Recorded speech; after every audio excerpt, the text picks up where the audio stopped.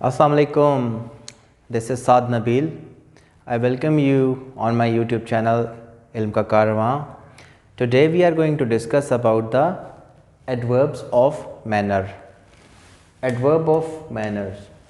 Adverb of manners क्या होते हैं? जिस तरह वर्ब को हमने कोई एक्शन देना होता है, वर्ब में हमें एक चीज़ बताई जाती है कि एक्शन कैसे होगा। बेसिकली एडवर्ब्स ऑफ मैनर उसको डिफ़ाइन करते हैं। आगे चल के हम चेक करते हैं, जैसे adverbs of manner tell us how, यानी कि वर्ब को बता रहा है कि कैसे, वर्ब ने कैसे किया, जो एक्शन था वो कैसा हुआ। Something happens. Adverbs of manner tell us how something happens. They are placed either after the main verb और आफ्टर द ऑब्जेक्ट। एग्जाम्पल से समझते हैं हम, जिस तरह he swims well. He swims well यानी कि वो तैरता है, बहुत अच्छा तैरता है।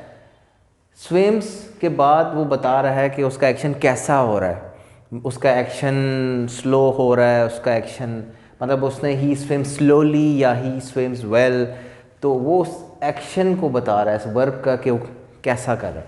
नाउ आगे चलते हैं। Usman spoke softly. उस्मान ने बोला, कैसा बोला? सॉफ्टली बोला। स्पोक को बता रहा है। ये एडवर्ब ऑफ मैनर्स में ये चीज़ आ जाती है। He played the flute beautifully. यहाँ पर अब ये देखें, ही प्लेड ये वर्ब है और ये इसका ऑब्जेक्ट है। ही सब्जेक्ट है, ही प्लेड द फ्लूट। कैसा उसने बांसुरी कैसी बजाई? ब्यूटिफुली। तो ये ऑब्जेक्ट के बाद आ रहा है, जैसे यहाँ लिखा हुआ है आफ्टर द ऑब्जेक्ट, ये एग्जाम्पल में है। नेक्स्ट है ही स्पोक लाउडली। अब ये वर्ब के बाद आ रहा है, either after the main verb. He spoke loudly to attract him. हमें इस चीज़ का आइडिया होना चाहिए कि फ़र्क हमें मालूम होना चाहिए कि एडवर्ब और एडजेक्टिव में क्या फ़र्क होता है। ये एडजेक्टिव की लाइन है, जिस तरह गुड, सॉफ्ट, ब्यूटीफुल, लाउड। यही जब हम एडवर्ब में चेंज करते हैं तो कुछ वर्ब जो होते हैं जो अपनी एडजेक्टिव से शेप चेंज कर लेते हैं।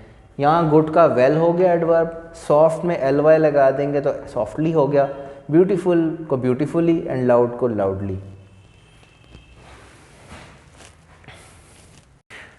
तो स्टूडेंट्स, जिस तरह हमने एडवर्ब ऑफ मैनर्स में मेन चीज़ जो देखनी है, हमने उसकी पोजीशन देखनी है कि वो कहाँ पर हमने सेंटेंस के अंदर उसको यूज़ करना है, जो बहुत इंपॉर्टेंट चीज़ है।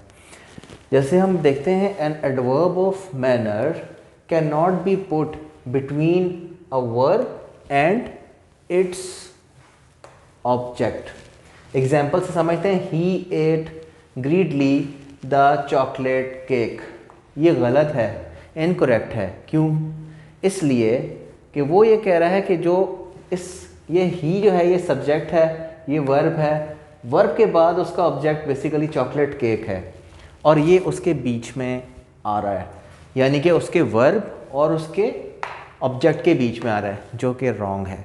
इसकी पोजीशन जो है वो जो सही है वो ये वाली है, he ate the chocolate cake greedily, यानी कि वो लालच करके वो जो है उसने अपना चॉकलेट केक खाया है। तो हमें पता होना चाहिए ग्रीडीली जो है ये कहाँ लगेगा, ये सेंटेंस के यहाँ ऑब्जेक्ट के बाद लग रहा है सेंटेंस के अंदर। ठीक है, अब आप ये देखें, या फिर आप इसको he greedily ate the chocolate cake, तो भी करेक्ट होगा। मतलब कि ये वर्ब है इसका, एट, सब्जेक्ट ने क्या काम किया? खाया उसको, केक को, चॉकलेट केक को, और ग्रीडीली यानी कि लालच, लालची तरीके से, तो यहाँ पर इसका ग्रीडीली पीछे आ गया। अच्छा, नेक्स्ट स्टेप है कि अगर preposition before the verb object, इसमें हम देखते हैं कि अगर प्रेपोजिशन आ जाता है तो उससे पहले, वर्ब ऑब्जेक्ट से पहले हमने क्या करना है इसमें, बिफोर द प्रेपोजिशन या आफ्टर द ऑब्जेक्ट। अब यहाँ पे पोजीशन एडवर्ब की चेंज हो जाएगी। कैसे? एग्जाम्पल में देखते हैं, the child ran happily towards his mother. Preposition यहाँ देखें, जैसे टूवर्ड्स हिज मदर, ये प्रेपोजिशन से पहले आएगा, यानी कि बिफोर द प्रेपोजिशन ये आ गया, और नेक्स्ट एग्जांपल में देखें, the child rain towards his mother happily. Happily जो है इन दोनों सेंटेंसेस में वो एडवर्ब ऑफ मैनर है और वो या सेंटेंस के बाद में आ रहा है, जैसे हमने यहाँ जिक्र किया adverb after the object. Object इसकी मदर है, मदर के बाद आ रहा है ये। इसी तरह से हमें पता होना चाहिए एडजेक्टिव में हैप्पी, हैप्पीली उसका एडवर्ब है, ग्रीड और ग्रीडीली। तो ये ग्रीड इसका एडजेक्टिव है और ये इसका एडवर्ब है, एडवर्ब ऑफ मैनर है। तो फ्रेंड्स या स्टूडेंट्स, जैसे हमने बाकी पोजीशंस का जिक्र किया पहले, उसी तरह से हमने एडवर्ब ऑफ मैनर्स की एक और पोजीशन को डिस्कस कर रहे हैं कि adverbs of manner should always come immediately after verbs which has no object. अब इसमें जिस तरह एग्जाम्पल में हम देखते हैं, the town grew quickly after 2020। ठीक है, यानी कि जो ये टाउन है ये एकदम से ये ग्रू किया क्विकली, इसका ऑब्जेक्ट कोई भी नहीं था, इसलिए ये फ़ौरन से अपने वर्ब के बाद हमने इसको लगा दिया, जबकि आफ्टर 2020 भी लिखा हुआ आ रहा है, लेकिन यहाँ पे उसका ऑब्जेक्ट कोई नहीं है, इसलिए आप उसको सेंटेंस के बीच में भी लिख सकते हैं, जो कि आपको समटाइम डॉच हो जाती है कि पता नहीं इसके आगे तो ये आफ्टर 2020 आ रहा है तो कहीं ये ऑब्जेक्ट तो नहीं है, बट ये ऑब्जेक्ट तो है ही नहीं, तो इसलिए ये वर्ब के बाद हो गया। अच्छा, अब इस वाले केस में क्या है, more than one verb in a sentence. अगर एक वर्ब में एक सेंटेंस में दो वर्ब्स आ जाएं, हमें कैसे पता चलेगा कि ये एडवर्ब ऑफ मैनर किसके साथ जा रहा है? ओके, एग्जांपल में हम देखते हैं, she quickly agreed to retype the letter. Okay, अब यानी कि वो आमादा हो गई है कि वो फ़ौरन तैयार हो गई है कि वो जो है रीटाइप कर रही है लेटर को, यानी कि वो लिखने लगी है, दोबारा लिख रही है। एग्रीमेंट इज़ क्विक, ये एग्रीमेंट इसका क्विक हो गया है।